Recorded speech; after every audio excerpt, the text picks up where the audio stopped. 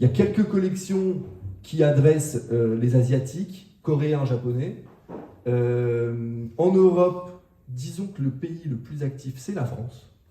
C'est assez surprenant. Et d'ailleurs, je ne sais pas si vous avez suivi, mais Binance va créer un incubateur en France, en Europe, mais voilà, à Station F, pour l'Europe, mais en France. Donc vraiment, la France est ultra active. Et d'ailleurs, il y a plein de collections de Français. Donc voilà, donc c'est anglo-saxon. Grande majorité d'hommes, de l'ordre de plus de 80%, de 90% d'hommes.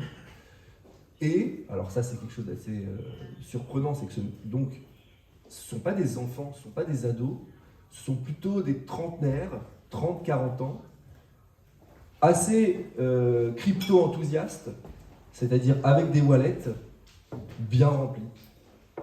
Et ce sont des wallets qu'ils ont constitués depuis longtemps, donc en fait ils vont réutiliser les Ethereum qu'ils ont accumulés depuis les quelques dernières années, avec une vraie utilité d'acheter quelque chose.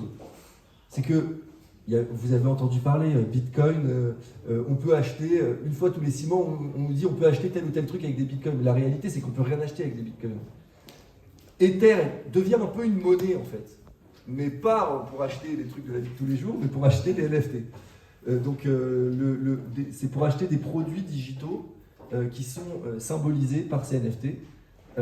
Et donc, ces crypto-enthousiastes, ils ont été justement enthousiasmés par cette possibilité d'utiliser leurs Ethers, leur monnaie, pour acheter ces droits de propriété d'une collection qui ont été largement créés pendant l'été.